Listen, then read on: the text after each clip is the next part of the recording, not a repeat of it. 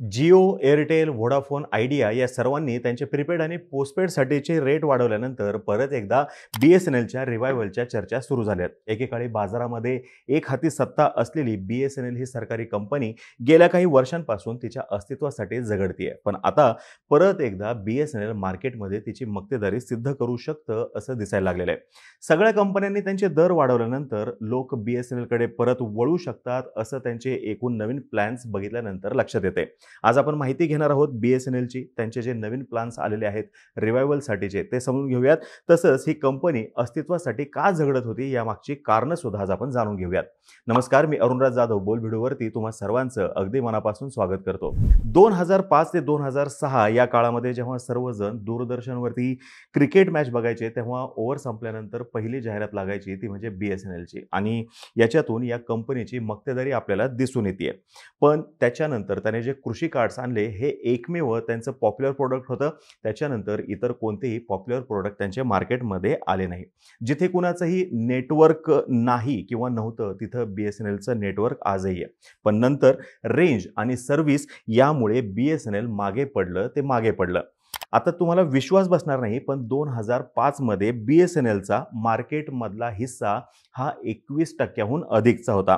ज्यावेळेस इतर कंपन्यांचा हिस्सा जो आहे हा कमी होता BSNLशी तुलना करता, तेव्हा BSNL हे मार्केटमधली सगळ्यात मोठी कंपनी होती.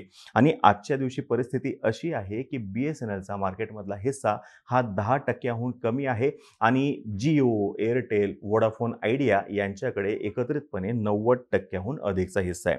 मार्च 2016 मध्ये BSNLचा ॲव्हरेज रेव्हेन्यू पर युजर हा 118 रुपये होता आणि त्यावेळेस ह्या प्रायव्हेट कंपन्या ज्या आहेत त्यांचा ॲव्हरेज रेव्हेन्यू पर युजर हा 126 रुपये होता. जिओने मार्केटमध्ये ज्यावेळेस एंट्री केली आणि सुरुवातीच्या टप्प्यामध्ये त्यांनी फ्री ऑफ कॉस्टमध्ये कॉलिंग उपलब्ध करून दिलं. यासोबतच दिवसाला 1 GB डेटा, नंतर 1.5 GB डेटा सुद्धा त्यांनी फ्री ऑफ कॉस्ट द्यायला सुरुवात केली.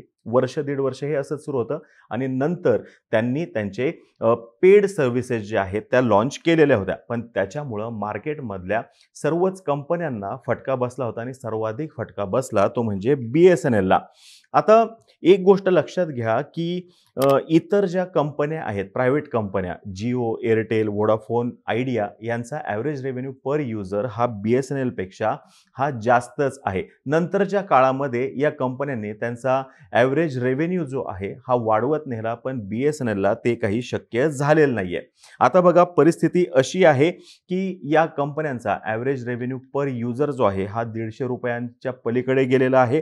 पण त्याच वेळेस BSNLचा ॲव्हरेज रेव्हेन्यू पर युजर जो आहे हा कमी होत होत आता 53 रुपयापर्यंत आलेला आहे.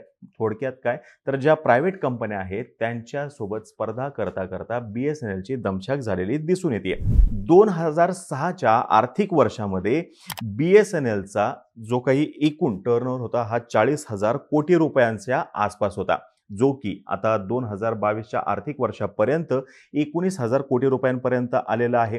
आता ज्यावेळेस त्यांचा रेव्हेन्यू हा निम्म्याहून कमी झालेला आपल्याला दिसून येतोय त्यावेळेसच त्यांचा एकूण खर्च जो आहे तो मात्र प्रत्येक वर्षागणिक वाढत गेलेला सुद्धा दिसून येतोय. ज्याच्यामुळे झालंय काय तर गेल्या सलग 15-16 वर्षांपासून BSNL ही एक लॉस मेकिंग सरकारी कंपनी आहे. 2020च्या आर्थिक वर्षापर्यंत BSNLचा जे काही एकूण खर्च होता त्याच्यामध्ये 40% हिस्सा जो आहे हा फक्त आणि फक्त कर्मचाऱ्यांवरती खर्च होत होता. त्याच्यानंतर 2019 मध्ये त्यांनी एक रेस्क्यू पॅकेज आणलेलं होतं, ज्याच्यातली मॅक्सिमम अमाऊंट जी आहे ती कर्मचाऱ्यांच्या रिटायरमेंट स्कीमवरती, व्हॉलंटरी स्कीमवरती त्यांनी खर्च केलेली होती आणि नंतरच्या काळामध्ये थोडाफार त्यांचा जो काही रेव्हेन्यू आहे तो सुधारलेला दिसून आलेला होता.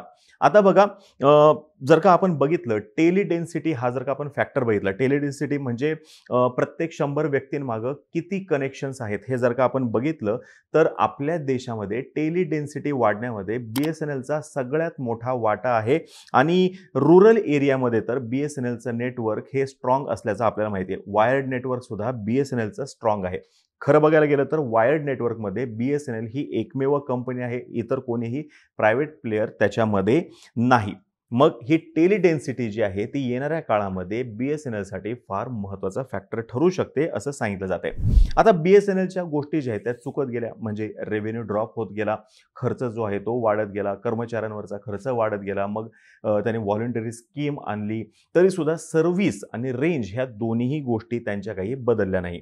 तरी सुद्धा मागच्या वर्षी सरकारनं BSNLच्या रिवायवलसाठी जवळपास 1,64,000 कोटी रुपयांचं पॅकेज जे आहे ते दिलेलं होतं. इतर ज्या प्रायव्हेट कंपन्या आहेत या मोठ्या प्रमाणामध्ये 5G सर्व्हिसेस लॉन्च करतायत, त्याच्यामध्ये मोठ्या प्रमाणामध्ये गुंतवणूक करतायत आणि त्याच वेळेस BSNL मात्र 4G साठीची सध्या तयारी करताना दिसून येते आणि कदाचित येणाऱ्या काळामध्ये हाच त्यांच्यासाठीचा फार महत्त्वाचा प्लॅन सुद्धा असू शकतो. आता रिवायवलचा प्लॅन म्हणून BSNLने बोस्टन कन्सल्टिंग ग्रुप BCG म्हणून एक कंपनी आहे, त्यांनी कॉन्ट्रॅक्ट दिलेला आहे की BSNLच्या रिवायवलसाठी पुढच्या 3 वर्षासाठीचा रोड मॅप त्यांनी बनवून द्यावा म्हणून, आणि यासाठी त्यांनी कंपनीला 132 कोटी रुपयांचं कॉन्ट्रॅक्ट सुद्धा दिलेलं आहे. आता ही जी कंपनी आहे बोस्टन कन्सल्टिंग ग्रुप, ही कंपनी बेसिकली BSNL जी आहे ही लॉस का करतीये याच्यावरती ते फोकस करणार आहेत. ऑपरेशनल कॉस्ट जी आहे ही कमीत कमी कशी होईल याच्यावरती फोकस करणार आहेत. रेव्हेन्यू कसा वाढवता येईल, यासोबतच जे ग्राहक आहेत त्यांना अधिकाधिक चांगला एक्सपिरियन्स कसा देता येईल, या सर्व गोष्टींवरती त्यांना लक्ष द्यायचं आहे. याला धरून टेक्नॉलॉजीमध्ये सुद्धा त्यांना सुधारणा करायची आहे BSNLच्या बाबतीमध्ये. म्हणजे जर का आजही आपण बघितलं BSNLच्या कोणत्याही ह्याला जर का आपण फोन लावला तर खरखर आवाज जास्त येतो, तर ही सर्व्हिस अधिक चांगली कशी होईल, HD क्वालिटी व्हॉइस कसा आपल्याला देता येईल ह्याच्यासाठी ते प्रयत्न करणार आहेत. सेल्स आणि मार्केटिंगसाठी सुद्धा ते प्रयत्न करणार आहेत. आता ही जी BCG कंपनी आहे ही 2 फेजेसमध्ये काम करणार आहे BSNLसाठी. पहिल्या फेजमध्ये ते BSNLचा करंट अप्रोच जो आहे आणि त्यांचे जे महत्त्वाचे सर्कल्स आहेत, तमिळनाडू घ्या, कर्नाटक घ्या, महाराष्ट्र घ्या, या ठिकाणी नेमकं कसं रिवाईव्ह करता येऊ शकेल याच्यासाठीचं ते प्लॅन बनवणार आहेत. याच्यासाठीच्या स्ट्रॅटेजी यासोबतच सोल्युशन सुद्धा ते देण्याचा प्रयत्न करणार आहेत, जेणेकरून BSNLचा रेव्हेन्यू जो आहे तो वाढेल.